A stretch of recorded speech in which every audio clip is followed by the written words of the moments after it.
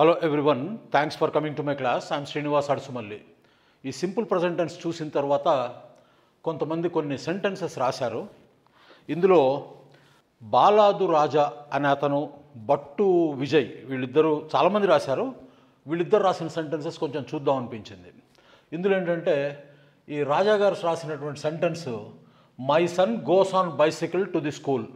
My son goes on bicycle to the school. రాజుగారు ఇప్పుడు మీరు మై సన్ గోస్ అని చెప్పారనుకోండి, అంతవరకు ఆపేశారనుకోండి.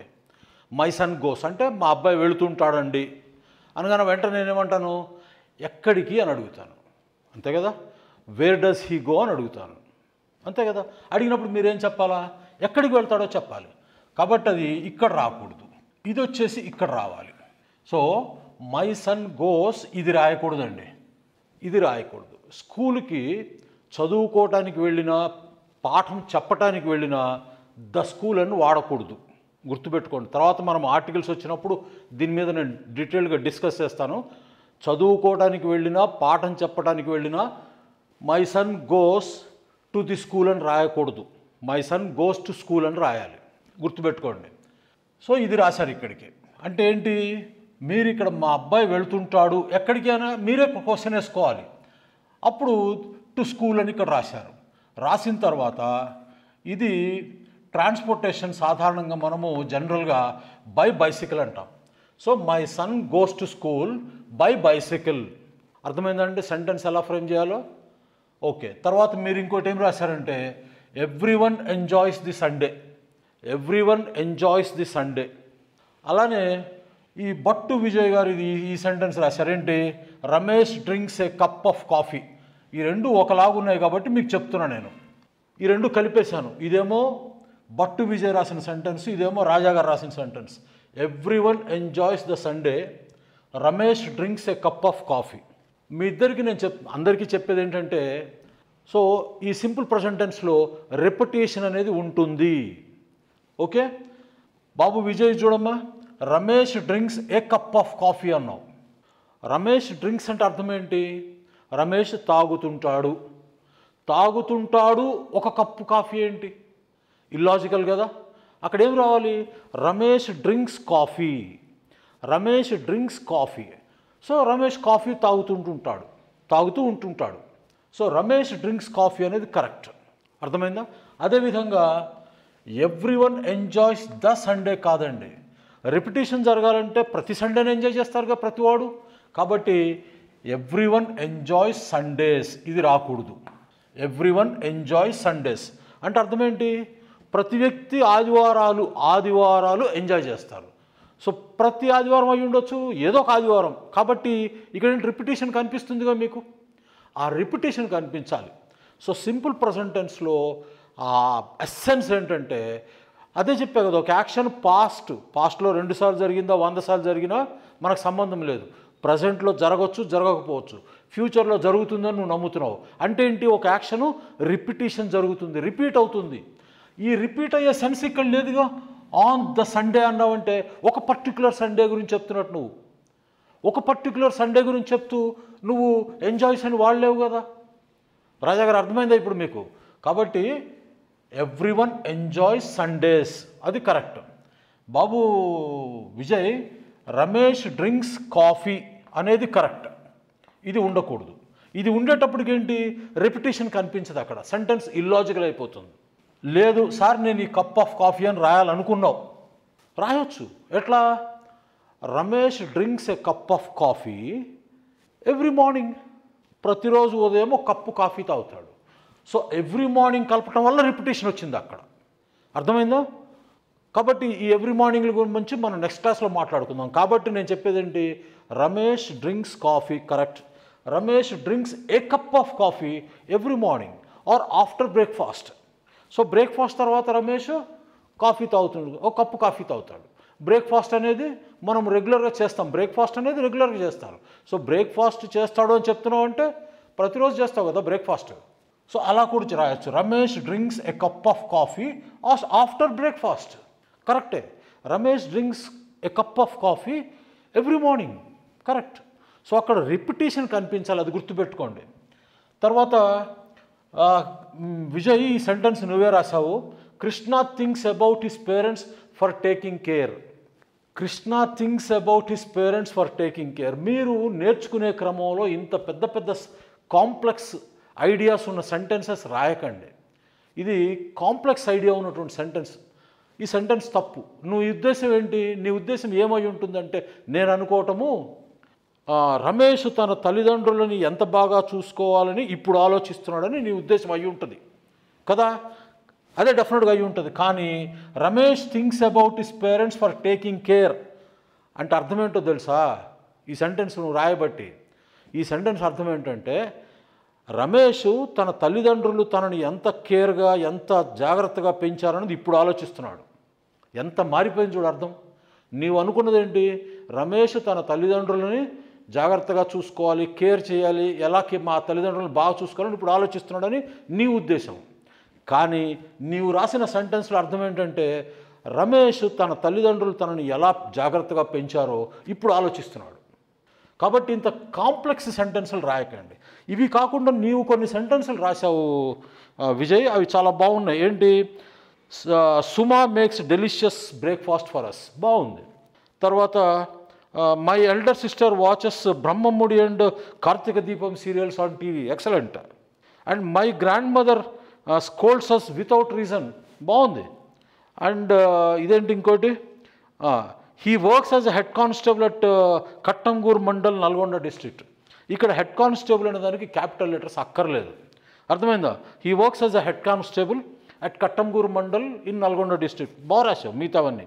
ఇటువంటి సింపుల్ ఐడియాస్ ఉన్నవి రాయండి. మనము ప్రోగ్రెస్ అయ్యే కొద్దీ కాంప్లెక్స్ ఐడియాస్లోకి వెళ్దాం. అంటే మీరు ప్రిపోజిషన్స్ వాడడం తెలియకపోతే, ప్రిపోజిషన్స్ అనే కాదు, సెంటెన్స్ స్ట్రక్చర్ తెలియకపోతే మీకు మీరు అనుకున్న భావం వేరు, ఆ సెంటెన్స్లో వచ్చే ప్రతిఫలించే అర్థం వేరు. కాబట్టి అంత కాంప్లెక్స్ సెంటెన్స్లు వెళ్ళకండి. చాలా బాగా రాశావు చూడు. My elder sister watches Brahmamudi and Karthika Deepam serials on TV, beautiful. My grandmother scolds us without reason, బ్రహ్మాండంగా ఉంది. ఇటువంటి సెంటెన్సెస్ రాయండి. మేక్ యువర్ సెంటెన్సెస్ సింపుల్, అర్థమైందా? బాగా రాశావు. తర్వాత మళ్ళీ బాలరాజు గారి దగ్గరకు వద్దాం. బాలరాజు గారు, నేను మీకు చెప్పింది సింపుల్ ప్రజెంట్ టెన్స్, మీరు ఏమిటేమిటో రాసేసారు. ఏమిటిది? ఇది మీరు అనుకున్నది ఇన్ఫినిటివ్ కాదండి. దీని అర్థం ఏంటంటే, I read the book before hit the sack at night time. ఇలా అదే నేను చెప్తుంది. మీరు తెలియని వాటికి వెళ్ళిపోయి నేను అసలు ఇవి వాడమని నేను చెప్పలేదు. ఎక్కడ నేను చెప్పిన ఎగ్జాంపుల్స్లో కానీ నేను మీకు ఇచ్చినటువంటి హోంవర్క్లో కానీ ఎక్కడైనా వచ్చినాయా? రాలేదు కదా. మరి మీరెందుకు పెడుతున్నారు? ఓకే అంటే రెండు, అసలు ఈ సెంటెన్స్ ప్రకారం అర్థం ఏంటంటే, మీరు ఏమనుకున్నారో నాకు తెలియదు. మీరు రాసినటువంటి సెంటెన్స్కి అర్థం ఏంటంటే, నేను నిన్న రాత్రి పడుకోబోయే ముందు హిట్ ది శాక్ అంటే నిద్రపోవటాన్ని హిట్ ది శాక్ అంటామని, నిద్రకు ఉపక్రమించడాన్ని హిట్ ది శాక్ అంటారు. సో దీన్ని కరెక్ట్ సెంటెన్స్ ఏంటంటే, I read the book before hitting the sack last night. I read the book before hitting the sack last night. ఇది correct sentence. ఈ పుస్తకం ఏంటో మా అందరికీ అంటే, ఇక్కడ ద బుక్ అన్నారంటే అర్థం ఏంటంటే, మీరు చదివిన బుక్ ఏంటో మాకు కూడా తెలిసి ఉండాలి. అప్పుడు మాత్రం మీరు ద బుక్ అనేది వాడగలరు. నాకు ఆ పుస్తకం ఏంటో తెలియలేదు అనుకోండి, మీరేం రాయాలి? మీరేం చెప్పాలంటే, I read a book before hitting the sack last night అని చెప్పాలి. ఐ రెడ్ ఎ బుక్ అంటే మీరు ఏ పుస్తకం ఏదైనా ఒక పుస్తకం చదివి ఉండొచ్చు. కానీ ఇక్కడ మీరు ఐ రెడ్ ది బుక్ అని వాడారు అంటే మన ఇద్దరికి పరిచయం ఉండాలి. మీరు గత వారం నుంచో 4 రోజుల నుంచో పుస్తకం మీరు చదువుతూ ఉండాలి. దాని గురించి మనము కొంత సంభాషణ మన మధ్య జరిగి ఉండాలి. అటువంటప్పుడు ఈరోజు ఉదయం మీరు కలిసినప్పుడు, అరే నిన్న రాత్రి నేను నిద్రపోయే ముందు ఆ పుస్తకం చదివి పడుకున్నారా అనే సందర్భంలో చెప్తాం ఇది. I read the book before hitting the sack last night. రాత్రి కూడా నిద్రపోయే ముందు ఆ పుస్తకం చదివారా అనే పర్టిక్యులర్ సెన్స్ వచ్చినప్పుడు మీరు ఐ రెడ్ ది బుక్ అని చెప్పాలా. లేకపోతే సింపుల్గా I read a book before hitting the sack last night. So అంత అర్థం తేడా ఉంటుంది మీరు ఒక పదం వాడితే ఇంగ్లీష్లో. అందుకే ఇంగ్లీష్లో మన ఇష్టం వచ్చినట్టు, అంటే మీరు నేర్చుకునే స్టేజ్లో ఉన్నారు, నేర్చుకోవడానికి చెప్తున్నాను మీకు నేను. ఓకే, అదేవిధంగా మీరు అంటే ఇక్కడ ఏంటి, నేను సింపుల్ ప్రజెంట్ చెప్తే మీరు పాస్ట్లోకి వెళ్ళిపోయారు. ఇది చూడండి, పెన్సిల్స్ మేడ్ విత్ లెడ్డా. ఏంటండి ఇది? మేడ్ ఏ టెన్స్ అండి? ఇది ఏ వర్బ్? ఇదేంటిది? అందుకనే మీకు నేను కాంజుగేషన్ ఆఫ్ వర్బ్స్ అని 11th ఎపిసోడ్లో ఇచ్చాను, డిస్క్రిప్షన్లో నోట్స్ ఇచ్చాను. ఆ కాంజుగేషన్ ఆఫ్ వర్బ్స్ మీకు తప్పనిసరిగా రావాలండి. కాంజుగేషన్ అంటే ఏం లేదు, నేను చెప్పిన infinitives, past simple and past participle. మనం ఏం చదువుతున్నాము? ప్రజెంట్ సింపుల్ టెన్స్ చదువుతున్నాం ఆర్ సింపుల్ ప్రజెంట్ టెన్స్ చదువుతున్నాం. ఇందులో ఏ ఫామ్ వాడాలి మనము? బేర్ ఇన్ఫినిటివ్స్ వాడాలా? మీరేం వాడారు ఇక్కడ? అసలు ఇదేంటి? పెన్సిల్స్ మేడ్ విత్ లెడ్ ఏంటండి ఇది? ఏంటిది? ఇది ప్యాసివ్ వాయిస్లో ఉంది. ఇది ప్యాసివ్ వాయిస్లో రావాలంటే ఏం రాయాలి మీరు? Pencils are made of lead రావాలా? Pencils are made of lead అని రావాలి మీరు. అర్థమైందా? ఈ మేడ్ అనేది ఇక్కడ వాడకూడదు, అసలు మీకు నేర్పలేదు కదా నేను.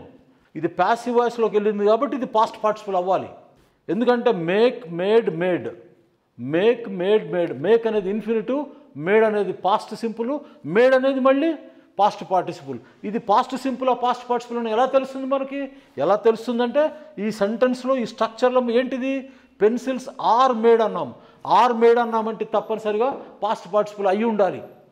And pencils are made of lead అని రావాలి ఇక్కడ. ఈ ఆఫ్ ఎందుకు వాడామనే తర్వాత మాట్లాడుకుందాం, మన సబ్జెక్ట్ అది కాదు కదా ఇక్కడ. సో నేను సింపుల్ ప్రజెంట్ టెన్స్ చెప్తే మీరు ప్యాసివ్ వాయిస్ రాశారు, పాస్ట్ టెన్స్లోకి వెళ్ళిపోయారు. అర్థమైందా? ఇలా రాయకూడదు. కాబట్టి ఇవాళ ఇచ్చే నోట్స్లో కూడా, ఇవాళ ఇచ్చే క్లాస్లో కూడా కాంజుగేషన్ ఆఫ్ వర్బ్స్ ఇస్తాను. డౌన్లోడ్ చేసుకొని బై హార్ట్ చేయండి. అవి రాకపోతే మీరు ఎప్పుడు ఏ టెన్స్ కరెక్ట్గా మాట్లాడలేరు, రాయలేరు. ఓకే, ఇది తప్పు.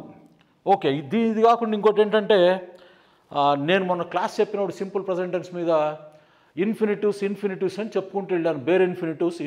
అంటే ఇన్ఫినిటివ్ అంటే to go, to enjoy, to drink, to think అని ఉంటుంది కదా ఇన్ఫినిటివ్ అంటే. అని నేను చెప్పుకుంటూ ఏం చేశానంటే, మనము సింపుల్ ప్రజెంట్ టెన్స్ చేయడానికి గో, ఎంజాయ్, డ్రింక్, థింక్, ఇటువంటి మేక్, ఇటువంటి ఇన్ఫినిటివ్స్ వాడతానని చెప్పాను. ఆ వెంకీ అనే స్టూడెంట్ ఒక అతను ఏం చేశారంటే, సార్ మీరు అంతా చెప్పారు, ఇన్ఫినిటివ్స్ అంటూ చెప్పుకుంటూ వెళ్ళారు, కానీ అవి బేర్ ఇన్ఫినిటివ్స్ కదా, ఒక్కసారి అది చెప్పండి సార్ అని చెప్పారు. సో బేర్ ఇన్ఫినిటివ్స్ అవి ఇన్ఫినిటివ్స్ వితౌట్ టు, లేదా bare infinitives or base form of the verb అంటాం. సో అవన్నీ ఇక్కడ నేను మీకు చూపించి రాశాను కాబట్టి నేను కొంచెం ఓవర్లుక్ చేశాను. అక్కడ యాక్చువల్గా బేర్ ఇన్ఫినిటివ్స్ అని చెప్పాలి. ఓకే, అదొకటి మీరు గుర్తుపెట్టుకోండి. ఇన్ఫినిటివ్ అంటే జనరల్గా అది 2+ బేస్ ఫామ్లో ఉంటుంది, కానీ మనకి ఇక్కడ 2 అవసరం లేదు. ఇక్కడ మనకు 2 అవసరం లేదు కాబట్టి బేర్ ఇన్ఫినిటివ్స్ వాడతాం మనం. అది గుర్తుపెట్టుకోండి. ఓకే, నెక్స్ట్ పాయింట్ చూద్దాం. సరే, ఈ డౌట్స్ అడిగిన అబ్బాయి పేరు పెద్దబోయిన ప్రశాంత్. ఇతను ఈ 2 క్వశ్చన్స్, ఈ 2 స్టేట్మెంట్స్ ఇచ్చేసి బాగా కంగారు పడిపోయాడు.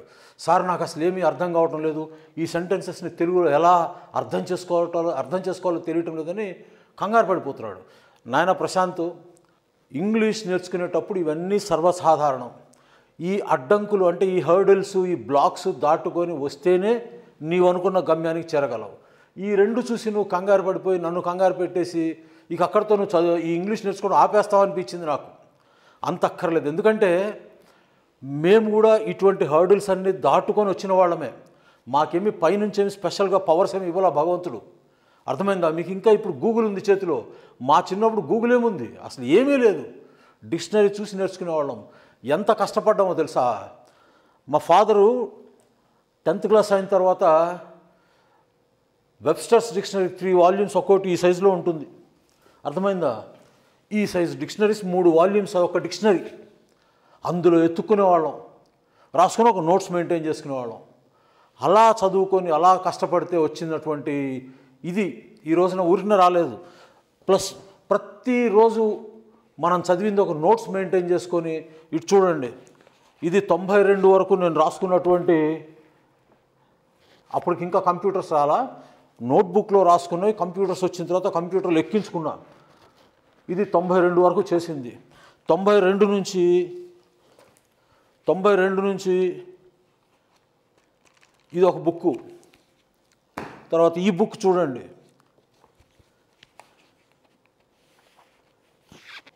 అర్థమైందా?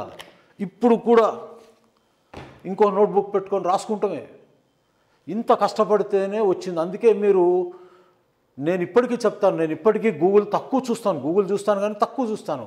ఇప్పటికీ నేను సజెస్ట్ చేసేది ఏంటంటే, ఇది నేను ఇంజనీరింగ్లో చేరిన తర్వాత కొనుక్కున్న డిక్షనరీ ఇది మాత్రం కొనుక్కోబాకండి, ఇది చాలా అడ్వాన్స్డ్. ఒక మాదిరి టీచర్స్ కూడా అది ఉపయోగం లేదు. మీకు స్టూడెంట్ ఫ్రెండ్లీ తప్పనిసరిగా ఆక్స్ఫర్డ్ అడ్వాన్స్డ్ లెర్నర్స్ డిక్షనరీ కొనుక్కోండి. ఒక్కొక్క ఎంట్రీ చాలా డీటెయిల్డ్గా ఇస్తాడు డిక్షనరీలో. ప్లస్ ఆ వర్డ్ని ఎలా యూజ్ చేయాలి సెంటెన్స్లో ఒక 2-3 ఎగ్జాంపుల్ సెంటెన్సెస్ ఇస్తాడు. అవి చక్కగా మీరు నోట్బుక్లో రాసుకోవాలి. ఇప్పుడు నువ్వు అడుగుతున్నావు, సార్ ఈ సెంటెన్సెస్ నాకు అర్థం కాలేదని. ఇందులో ఏంటిది? Forgetfulness often puts you in a tight spot. Forgetfulness often puts you in a tight spot అని సెంటెన్స్. ఇందులో అర్థం కావటానికి ఏంటి, నీకు బహుశా ఏం అర్థమై ఉండదంటే ఈ సెంటెన్స్ అర్థమై ఉండొచ్చు. ప్రాక్టికల్ లైఫ్లో దీన్ని ఎక్కడ ఉపయోగించవచ్చో నీకు అర్థం అయ్యి ఉండవచ్చు. ఏంటంటే ఫర్గెట్ఫుల్నెస్ అంటే అర్థం ఏంటంటే తాత్కాలికమైనటువంటి మతిమరుపు, ల్యాప్స్ ఆఫ్ మెమరీ అంటాం. ల్యాప్స్ అంటే temporary disconnection. So lapse of memory అంటే తాత్కాలికమైన మతిమరుపు. ఏం చేస్తుంది తాత్కాలికమైన మతిమరుపు? ఆఫెన్ అంటే ఏంటి? అందరికీ తెలుసు, తరచుగా, లేదా చూడు డిక్షనరీలో తరచుగా. సో తాత్కాలికమైనటువంటి మతిమరుపు తరచుగా. ఇదేంటి? పుట్స్ అంటే అర్థం ఏంటి? నిన్ను నిలుపుతుంది ఎక్కడో. So forgetfulness often puts you, ఇక్కడ యూ ఉండాలి, puts you in a tight spot. So puts you అంటే నిన్ను నిలుపుతుంది ఎక్కడ?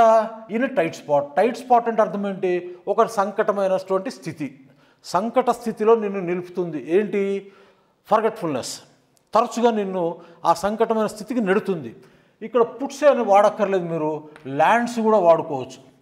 Forgetfulness often lands you in a tight spot కూడా మీరు రాసుకోవచ్చు. Puts you or lands you ఏదైనా ఒకటే అర్థం.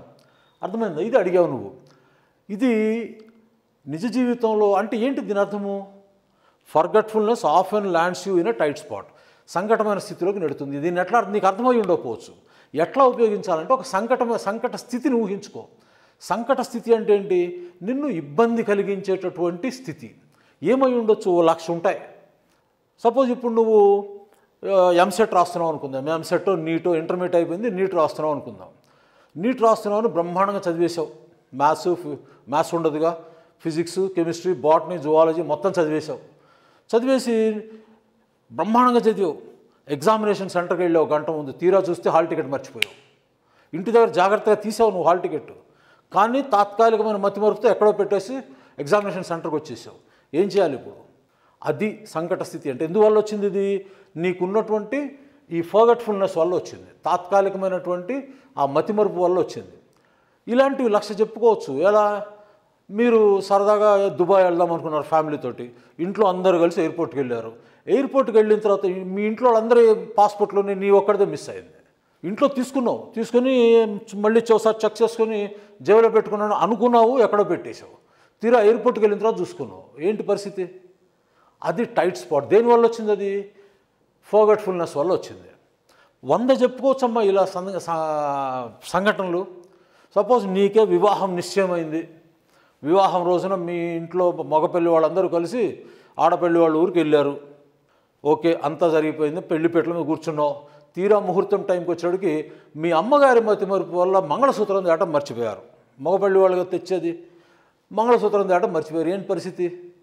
అదనమాట సంకట స్థితి. So forgetfulness often lands you in a tight spot అంటే అది అర్థము. సరేనా?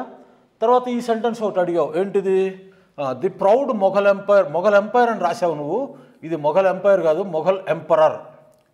So the proud Mughal emperor was reduced to the status of a mere pensioner of foreign power. The proud Mughal emperor was reduced to the status of a mere pensioner of foreign power అని రాసావు. ఇది నాకు అర్థం కాలేదు sir అన్నావు.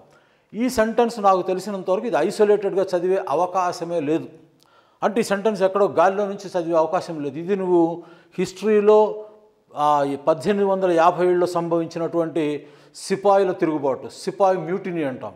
ఈ సిపాయిల తిరుగుబాటు చాప్టర్ అంటే నువ్వు ఏదో సోషల్ స్టడీస్లో చదువుతున్నప్పుడు వచ్చి ఉంటుంది. నీకు ఆ మొత్తం స్టోరీ కనుక అర్థమై ఉన్నట్టయితే ఇది అర్థం కాకపోవడానికి ఏం లేదు ఇందులో.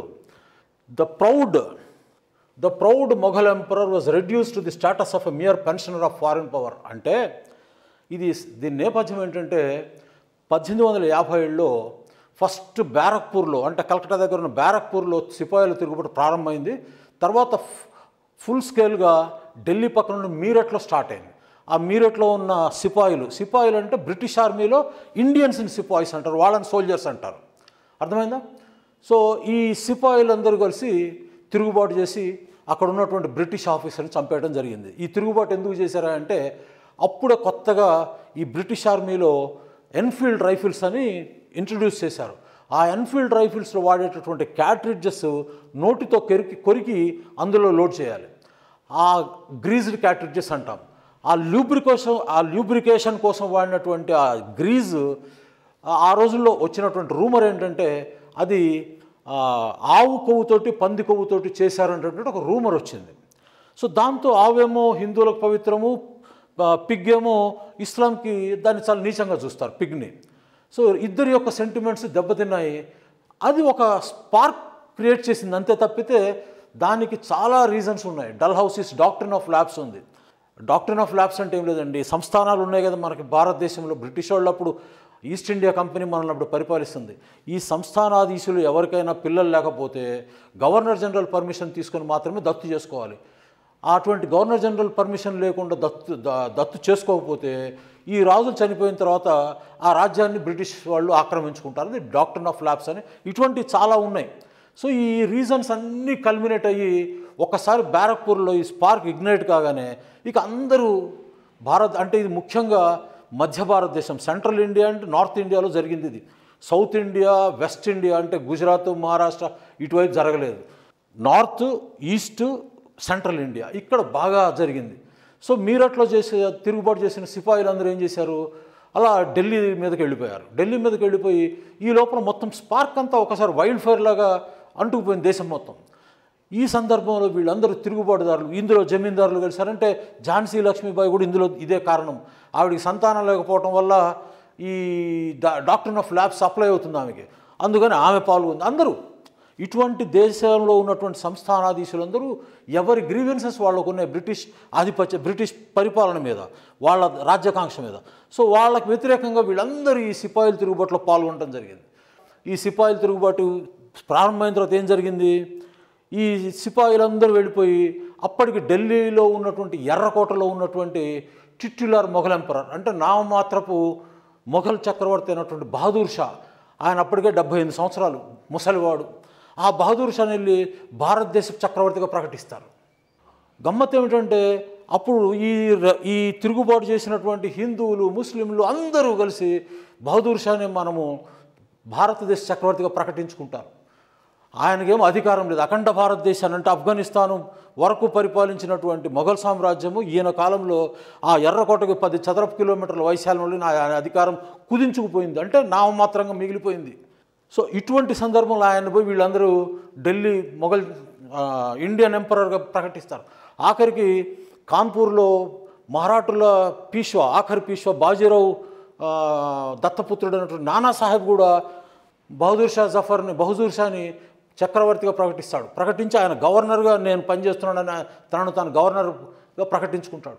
సో ఇటువంటి సందర్భంలో మొత్తానికి అతి కష్టం మీద ఈ బ్రిటిష్ వాళ్ళు 1858 కల్లా ఈ సిపాయిల తిరుగుబాటును అణిచివేస్తే ఈ తిరుగుబాటులో బ్రిటిష్ సోల్జర్స్ ఆ బహదూర్ షా ఇద్దరు కుమారుల్ని చంపేస్తారు, షూట్ చేస్తారు. ఇప్పుడు బ్రిటిష్ పార్లమెంట్లో చర్చ జరుగుతుంది ఏంటి పరిస్థితి అని. అప్పుడు బ్రిటిష్ పార్లమెంట్లో ఉన్నటువంటి ఆ పార్లమెంటేరియన్స్ మొఘల్ చక్రవర్తి అంటే ఆ ఎర్రకోటలో మొఘలుకు సంబంధించిన మొఘలులకు సంబంధించిన పిల్లి ఉన్నా సరే మన అధికారానికి ఎప్పుడో ఒకరోజు ఇబ్బంది కలుగుతుంది, ఈ భారతదేశంలో అసంతృప్తులకు అదొక ర్యాలీయింగ్ పాయింట్ అవుతుంది, ఏది ఆ పిల్లి. అందుకని ఈ బహదూర్ షా అనేటటువంటి 78 ఏళ్ళ వృద్ధుడు మనకు నిజంగా అంటే రియల్ థ్రెట్ మనకి ఇవ్వలేకపోయినా వాడి బొమ్మ చూపించి వీళ్ళందరూ మన మీద తిరుగుబాటు చేసే అవకాశం ఫ్యూచర్లో ఉండవచ్చు. అందుకని మొఘలులకు సంబంధించిన పిల్లి కూడా రెడ్ ఫోర్ట్లో ఉండటానికి వీలు లేదు అని బ్రిటిష్ పార్లమెంట్లో ఇంగ్లాండ్లో చర్చ జరుగుతుంది. దీని మీద జరిగి అక్కడ డిసైడ్ చేస్తారు వీడిని ఇక్కడ ఎర్రకోటలోంచి తీసేయాలి అని. అప్పుడు ఈ బహదూర్ షాని ఎర్రకోటలోంచి తీసేసి వాడికి పెన్షన్ ఇచ్చి రంగూన్ పంపిస్తారు. Rangoon the proud Mughal emperor, అతిశయం కూడినటువంటి అఖండ భారతదేశాన్ని పరిపాలించినటువంటి ప్రౌడ్ మొఘల్ ఎంపరర్ ఏమైపోయాడు, was reduced to the status of a mere pensioner, ఒక సాధారణ పెన్షనర్ స్థాయికి దిగిపోయాడు. ఎవరి పెన్షనర్? పైగా ఒక విదేశీ అధికారుల యొక్క అంటే విదేశీ శక్తి యొక్క వాళ్ళ చేతుల ద్వారా పెన్షన్ తీసుకునే స్థాయికి దిగజార్చబడ్డాడు అనే సెంటెన్స్ అది. మీకు తెలుసో లేదో బహదూర్ షా అసలు ఈ మొఘలులు మనం ఏమనుకుంటామంటే మనకు హిస్టరీ చాలా అంటే ఎవరికి తోచిన విధంగా వాళ్ళు రాశారు. మనకి ఇస్లాం ముస్లిమ్స్ అనగానే అంటే ఈ మొఘల్స్ అనగానే ఔరంగజేబు ఇటువంటి వాళ్ళ పేర్లు వినగానే మీరు అబ్బా ఇది ఏదో హిందూ అంటే భారతదేశంలో ప్రజల్ని ఏదో అణిచివేశారనే భావనలో ఉంటారు. వాళ్ళు అణిచివేయకపోగా భారతీయులందరూ మొఘల్ని మా పరిపాలకులు అన్నీ భారతీయుల నిర్ణయానికి వచ్చారు. లేకపోతే వాడిని అక్కడ ముసలివాడు 78,000 సంవత్సరాల వయసున్న వాడిని హిందూ సంస్థానాధీశులు ఇస్లాం నవాబులు అందరూ కలిసి వాడు ఏం చేయగలడని వాడిని భారతదేశ చక్రవర్తిగా ప్రకటించారు. అంటే వీళ్ళందరూ మొఘలు అంటే మేమే మాదే మొఘల్ సామ్రాజ్యము అనేటటువంటి భావనలోకి వాళ్ళు పరిపాలించారు, ప్రజలు గుర్తించారు. ఈయనని రంగూన్ పంపిస్తారు అంటే బర్మా మీకు తెలుసు కదా రంగూన్ పంపిస్తారు. ఆయన కవి, ఆయన పెన్ నేమ్ జఫర్, అందుకని ఆయన పేరుని చాలా చరిత్ర పుస్తకాల్లో బహదూర్ షా జఫర్ అంటారు. ఆయన అక్కడ రంగూన్లోనే చనిపోతాడు. అక్కడ పద్యం రాసుకుంటాడు. ఆయన మంచి కవి. कितना बदनसीब है ज़फ़र दफन के लिए दो गज़ ज़मीन भी ना मिली कोई यार में कितना बदनसीब है ज़फ़र తన పెన్నుతో చెప్పుకుంటాడు. కిత్నా బద్నసీబ్ హై జఫర్, నువ్వు ఎంత దురదృష్టవంతుడే జఫర్. దఫ్న్ కే లియే దో గజ్ జమీన్ బీ నా మిలి. దఫ్న్ కే లియే, దఫ్న్ అంటే బరి పూడ్చిపెట్టడానికి కనీసము దో గజ్ జమీన్ బీ నా మిలి కోయి యార్మే, నీ వాళ్ళు అనుకున్న వాళ్ళ దగ్గర అంటే భారతదేశం నీ వాళ్ళు అనుకున్న వాళ్ళ దగ్గర కనీసం నీకు పూడ్చిపెట్టడానికి 2 గజాల స్థలం కూడా దొరకలేదు. ఎంత దురదృష్టవంతుడయా జఫర్ అని పెన్నుతో తన పెన్ను పేరు జఫర్ అని పెట్టుకుంటాడు. పెన్నుతో మొరపెట్టుకుంటాడు. కిత్నా బద్నసీబ్ హై జఫర్ దఫ్న్ కే లియే దో గజ్ జమీన్ బీ నా మిలి. అంటే వాళ్ళ మైండ్ సెట్ చూడండి, అర్థమైందా? వాళ్ళు భారతదేశాన్ని ఇక్కడ ఏదో దోచుకుపోవడానికి రాలేదు, ఇది మా దేశమని ఇక్కడ స్థిరపడిపోయి ఎంత గొప్పవాళ్ళండి. బాబరు, హుమాయూను, జహాంగీరు, షాజహాను, ఔరంగజేబు, మర్చిపోయాను మధ్యలో అక్బర్, అసలు టవరింగ్ పర్సనాలిటీ. బాబరు, హుమాయూను, అక్బరు, జహాంగీర్, షాజహాన్, ఔరంగజేబు, ఒకళ్ళని మించిన వాళ్ళు ఒకళ్ళు. అటువంటి వంశం వీళ్ళది. అటువంటి వంశంలో పుట్టినవాడు ఒక విదేశీ శక్తుల చేతిలో ఆఖరికి పెన్షన్ తీసుకునే స్థాయికి దిగజారిపోయారని రాసి ఉంటారు ప్రశాంత్ నీకు. ఇక్కడ మీ అందరికీ ఇంకో గమ్మత్తు విషయం ఏంటంటే, మనం ఈ రోజుకి భారతదేశం స్వతంత్రం సాధించినటువంటి 75 సంవత్సరాల తర్వాత కూడా మన స్వతంత్ర దినోత్సవం ఎక్కడ జరుపుకుంటున్నాం? మన జాతీయ జెండాను ఎక్కడ ఎగరేసుకుంటున్నాము? స్వతంత్ర దినోత్సవం నాడు ఎర్రకోటపై. ఢిల్లీలో ఇంకేం బిల్డింగులు లేవా? ఎందుకు ఎర్రకోటలో జరుపుకుంటున్నాము? 1857 భారతీయుల స్వాతంత్ర కాంక్షకు ప్రతీకగా నిలిచిపోయింది ఎర్రకోట. ఇప్పుడు కూడా మన రాజకీయ పార్టీలు అంటే ఈ రోజున్న పొలిటికల్ పార్టీస్లో కూడా ఏ రోజుకైనా మేము ఎర్రకోటపై మా పార్టీ జెండా ఎగరేస్తాము అంటే ఏంటి? భారతదేశాన్ని జయిస్తామని అనేటటువంటి మెటఫారికల్గా చెప్తుంటారు. అంటే ఇప్పుడు చెప్పట్లేదులే, ఒక 10 ఏళ్ల క్రితం 10 సంవత్సరాల క్రితం ఈ లల్లు ప్రసాద్ యాదవ్ వీళ్ళందరూ ఉన్నప్పుడు అంటుండేవాళ్ళు ఎర్రకోట మీద మా జెండా ఎగరేస్తామని. అంటే ఎర్రకోటను జయిస్తే భారతదేశాన్ని జయించినట్లు అనమాట. భారతీయుల స్వాతంత్ర కాంక్షకి ఎర్రకోట ప్రతీక. అందుకని ఈరోజు కూడా మనము 75 సంవత్సరాల స్వాతంత్ర ఉత్సవ జరిగినప్పటికీ ఇప్పటికి కూడా మనము మన స్వాతంత్ర దినోత్సవాన్ని ఎర్రకోట మీద జరుపుకుంటాం. అంత గొప్ప లిగసీ ఇచ్చారు మనకు మొఘల్స్. ఓకే ప్రశాంత్, ఒక్కటి చెప్తా ఆయన ఆఖరిలో, బైబిల్ సూక్తి ఒకటి గుర్తుపెట్టుకో. Ask and you will be given, seek and you will find, నాక్ ఇట్ విల్ బి ఓపెన్డ్. అర్థమైందా? సో సీక్, అన్వేషించు, అది ఇవాళ దొరకకపోవచ్చు. నీ అన్వేషణలో కనుక చిత్తశుద్ధి ఉంటే, ఇవన్నీ మాకు కష్టపడితేనే వచ్చినాయి, మనకు అర్థం కావు. మొదట్లో మొద్దుగా వెళ్ళిపోవటమే. మా ఫాదరు ఇంటర్మీడియట్ చదివినప్పుడు ఇంటర్మీడియట్ పాస్ అయితే ఈ పుస్తకం కొనిచ్చారు.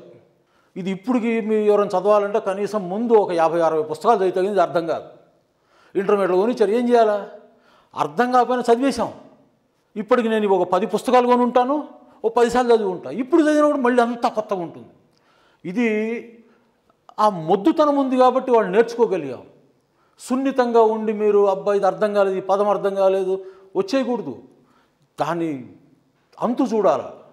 అర్థమైందో? ఎక్కడ భయపడకు, అలా చదువుతూ వెళ్ళిపో. ఏదో ఒక రోజు నీకు అన్నీ నీ చేతికి వస్తాయి. అర్థమైందా? Good things come to people who can wait. ఎవరైతే వేచి ఉండగలరో వారికి మాత్రమే మంచి జరుగుతుంది. Good things come to people those who can wait. మధ్యలో అస్త్ర సన్యాసం చేయబాక. అర్థమైందా? కష్టపడు, వస్తుంది. ఓకే, నెక్స్ట్ చూద్దాం. ఈ క్వరీస్ అడిగింది ఎవరంటే జీవరత్నం. ఇతను మనము ఈ సింపుల్ ప్రెజెంట్ టెన్స్ చెప్పుకున్న తర్వాత Tamil Nadu express runs between Chennai and New Delhi అని చెప్పాను కదా. Tamil Nadu express runs between Chennai and New Delhi అని చెప్పాను. దీనికి ఈ అబ్బాయి ఏం రాశాడంటే, సార్ తమిళనాడు ఎక్స్ప్రెస్ ముందు దా వాడకూడదా, ద తమిళనాడు ఎక్స్ప్రెస్ అనకూడదా అని అడిగాడు నన్ను. అడగకూడదు బాబు, తమిళనాడు ఎక్స్ప్రెస్ అనేది ప్రాపర్ నౌన్, అది ప్రాపర్ నౌన్స్ ముందు దా పెట్టము అని చెప్పాను. చెప్పగానే అతను వెంటనే, సార్ మరి కృష్ణ కూడా, ఈ క్వశ్చన్ ఏంటి, the Krishna flows into Bay of బెంగాల్ని ఇచ్చా కదా, the Krishna flows into Bay of బెంగాల్ని ఇచ్చాను, అందులోనే ఇంకో ఎగ్జాంపుల్. సో అతను ఏమన్నాడంటే వెంటనే, సార్ కృష్ణ అనేది కూడా ప్రాపర్ నౌన్ కదా, మరి ఇక్కడ దా ఎందుకు పెట్టారు అని అడిగాడు. మంచి క్వశ్చన్. సో ఇదేంటంటే ఈయనను చూసిన తర్వాత జాన్ వెస్లీ అనే ఇంకో స్టూడెంట్ ఏమడిగాడంటే, సార్ మనము సెంటెన్సెస్ మధ్యలో English, New Delhi, bay of Bengal వీటికి క్యాపిటల్స్ ఎందుకు వాడతామండి, అంటే ఈ క్యాపిటల్ లెటర్స్ ఎందుకు వాడతామండి అని అడిగాడు. న్యూ ఢిల్లీలో ND, ఇంగ్లీష్లో ఈ, ఇక్కడ బే ఆఫ్ బెంగాల్కి ఇక్కడ నేను ఇది కూడా క్యాపిటల్ లెటర్ ఇచ్చాను, తప్పు నేను ఇచ్చింది. సో ఇది స్మాల్ లెటర్ ఇది, కానీ మిగతావన్నీ క్యాపిటల్స్. దాలో T క్యాపిటల్, B క్యాపిటల్, ఇక్కడ బెంగాల్లో B క్యాపిటల్. సో అతను అడిగాడు, సార్ సెంటెన్స్ మధ్యలో మనము ఇవి క్యాపిటల్స్ ఎందుకు వాడతాం కొన్ని పదాలకి, అంటే ఆ బిగినింగ్ లెటర్ క్యాపిటల్ ఎందుకు వాడతామని అతను అడిగాడు. ఎందుకు వాడతామంటే బేసిక్ కాన్సెప్ట్ ఏంటంటే ది వాడడానికి యునీక్నెస్ ఉంటే, యునీక్నెస్ అంటే అర్థం ఏంటంటే అది ఒక్కటే. యునీక్ అంటే దానిలాగా ఇంకెవరు ఉండరు, దాన్ని యునీక్ అంటాం. సో ఇట్లా యునీక్నెస్ ఉన్న వాటిని ఇంగ్లీష్లో చెప్పేటప్పుడు ఇది ఒక రూల్. చాలా రూల్స్ ఉన్నాయి, ఒక రూల్. ఆ యునీక్నెస్ ఉన్న వాటి గురించి మనము మాట్లాడేటప్పుడు వాటి ముందు దా పెడతాము, పైగా వాటన్నిటికీ క్యాపిటల్స్ వాడతాం. అంటే ఫస్ట్ లెటర్, స్టార్టింగ్ లెటర్ని క్యాపిటలైజ్ చేస్తాం. సో ఇక్కడ మనము తమిళనాడు ఎక్స్ప్రెస్ అనేది ఇది ప్రాపర్ నౌన్ కాబట్టి ప్రాపర్ నౌన్స్ ఎప్పుడు మీకు క్యాపిటల్ లెటర్తో స్టార్ట్ అవుతాయి. ప్రాపర్ నౌన్స్ ముందు గుర్తుపెట్టుకుంటే ఎప్పుడు దా వాడకూడదు, అందుకని ఇక్కడ దా వాడలేదు. ఇతను ఇక్కడ అడిగింది ఏంటంటే, సార్ కృష్ణ కూడా ప్రాపర్ నౌన్ కదా, మరి ఇక్కడ ది ఎందుకు వాడకూడదు అని అడిగాడు. ఇక్కడ కృష్ణ వేరమ్మ. ఎందుకంటే చిన్న చెప్తా వినండి. ఇంగ్లీష్లో ఓషన్స్కి, సీస్కి, రివర్స్కి, కెనాల్స్కి వీటికి మనము దాని ముందు దా వాడతాం. యూనిక్నెస్ చెప్పేటప్పుడు ఎప్పుడు దా వాడతారు. ఇవన్నీ యూనిక్ కదా, సముద్రాలు యూనిక్, అందుకని దా వాడతారు. నీ దగ్గరికి వస్తాను, ఇక్కడ దా కృష్ణ ఎందుకు వాడామనే దానికి వస్తాను. సో ఏం చెప్పాను, సముద్రాలకు వాడతాం. So the Atlantic, the Pacific, the Indian ocean, the bay of Bengal, ఇవన్నీ యూనిక్ కదా, అందుకని దా వాడాం. ఇవేంటి, సముద్రాలు. సో ఇక మనము సీస్లోకి వస్తే the red sea, the black sea, the Arabian sea, వాటికి కూడా యూనిక్నెస్, అందుకని వీటికి కూడా మనము దా వాడతాం. తర్వాత ఏం చెప్పాను, నదులకు వాడతామని చెప్పాను. నదులు, the Amazon river, the Nile, the Thames, the Krishna, ఇవి కూడా రివర్స్ కూడా యూనిక్ ఉంటాయి కాబట్టి వీటికి కూడా మనము దా పెడతాం. ఇకేం చెప్పాను నేను, కెనాల్స్కి వాడతామని చెప్పాను. The Suez canal, the English channel. English channel అంటే మీకు ఇంగ్లాండ్కి ఫ్రాన్స్కి మధ్యలో ఉండేదని ఇంగ్లీష్ ఛానల్ అంటారు. So the English channel, the Suez canal, ఇది కెనాల్, ఇది ఛానల్. ఇంకేం చెప్పాను, మౌంటైన్ రేంజెస్ చెప్పేటప్పుడు అంటే చైన్ ఆఫ్ మౌంటైన్స్, ఒక మౌంటైన్ కాదు, chain of mountains. The Himalayas, the Andes అంటే సౌత్ అమెరికాలో ఉంది, ద ఆల్ప్స్. సో ఇవి మౌంటైన్ రేంజెస్, వీటికి కూడా మనము దా వాడతాం. మీరు గమనించండి, ఈ హిమాలయాస్లో ఏముంది, మనకి మౌంట్ ఎవరెస్ట్ ఉంది. మౌంట్ ఎవరెస్ట్ అని మౌంట్తో చెప్పేటప్పుడు మనం దా వాడకూడదు, మౌంట్ ఎవరెస్ట్. అదేవిధంగా మౌంట్ కిలిమంజారో టాంజానియాలో ఉంది. సో వాటికి మౌంట్ అని చెప్పినప్పుడు వాటికి మనము దా వాడకూడదు. ఈ మౌంటైన్ రేంజెస్ ఏమంటే కొన్ని వందల కిలోమీటర్ల పాటు ఆ కొండలు అలా ఉంటాయి, అందుకని వాటిని దావతో వాడతాం. The mountain Himalayas the Andes, the Alps. కానీ మౌంట్ ఎవరెస్ట్, మౌంట్ కిలిమంజారో వాటికి మనము దా వాడరు. సో వాటికి అంటే మౌంట్ అని వచ్చినప్పుడు మాత్రము మనము దా అనేటటువంటిది వాడకూడదు. ఇప్పుడు మీరు చెప్పొచ్చు ద కృష్ణ. యాక్చువల్గా ఏంటంటేనండి ద అమెజాన్ రివర్ అని వస్తుంది. వీటిలాగానే the Indian Ocean, the Pacific Ocean, the Atlantic Ocean లాగానే the Amazon River, the Nile River, the Thames River, the Krishna River అని వస్తాయి ఇక్కడ. కానీ ఈ అమెజాన్ అనగానే మీకు తెలిసిపోతే ఇంకా రివర్ ఎందుకు? మీకు తెలుసు కదా అమెజాన్ అనేది ప్రపంచవ్యాప్తంగా తెలుసు కాబట్టి మీరు ఇక్కడ రివర్ అని స్పెషల్గా వాడనక్కర్లేదు. ద నైల్ రివర్ అక్కర్లేదు, నైల్ తెలుసు అందరికీ.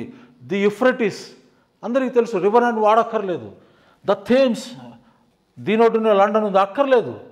ద కృష్ణ ఇక్కడ మీరు జాగ్రత్తగా ఉండాలి. మన దేశంలో ఉన్నంత వరకు లేదా మన తెలుగు రాష్ట్రాల్లో ఉన్నంత వరకు కృష్ణ అంటే రివర్ అని మీకు తెలుసు కాబట్టి ద కృష్ణ అని అక్కడితో ఆపేయవచ్చు. కానీ మీరేదో ఇంగ్లాండ్ లండన్ వెళ్ళి ది కృష్ణ అంటే వాడికి అర్థం కాదు. కాబట్టి అక్కడ మాత్రం మీరు ది కృష్ణ రివర్ అని వాడాల్సిందే. అక్కడికి వెళ్తే మాత్రం ద కృష్ణ రివర్ అని వాడాల్సిందే. ఇక్కడ మనలో మాట్లాడుకునేటప్పుడు ద కృష్ణ అంటే తప్పు లేదు. కాబట్టి ఇక్కడ రివర్ అని ఉంది కాబట్టి ఇది యూనిక్ అయిపోయింది. కాబట్టి ఇక్కడ ది వాడాం. ఇది ఒక్కటే మీరు దృష్టిలో పెట్టుకోవద్దు. రివర్స్ వాడతామని చెప్పాం కదా. ఇవెందుకంటే ఈ ప్రపంచవ్యాప్తంగా ప్రసిద్ధి చెందినవి కాబట్టి వాటికి పక్కన రివర్ అనే తోక లేదు. కాబట్టి ఇక్కడ మనం మాట్లాడుకుంటున్నప్పుడు ది కృష్ణ అంటే నీకు నాకు మన రాష్ట్రంలో అందరికీ అది నది అని తెలుసు కాబట్టి ది కృష్ణ అంటే ఓహో ఇది నది అని మనం తెలుసుకుంటాం. అందుకని ది కృష్ణా రివర్ అని రాయాల్సిన అవసరం లేదు. అర్థమైందా? అదేవిధంగా ఇది ఇక్కడ గమనించండి. ఇక్కడేమో ఇది ప్రపంచం అందరికీ తెలుసు. ఈ మహాసముద్రాలు అందరికీ తెలుసు. The Atlantic ocean, the Pacific ocean, the Indian ocean. ఈ రెండింటికి ఓషన్ ఎందుకు లేదు? దీనికి ఓషన్ ఎందుకు ఉంది? ది అట్లాంటిక్ ఓషన్ అని మీరు ఎక్కడ చదవరు. ది అట్లాంటిక్ అంటే అట్లాంటిక్ ఓషన్ అందరికీ తెలుసు. ది పసిఫిక్ అంతే, ది పసిఫిక్ ఓషన్ అని ఎవరు చదవరు, ఎక్కడ ఉండదు. ది పసిఫిక్ అంటే పసిఫిక్ ఓషన్ అందరికీ తెలుసు.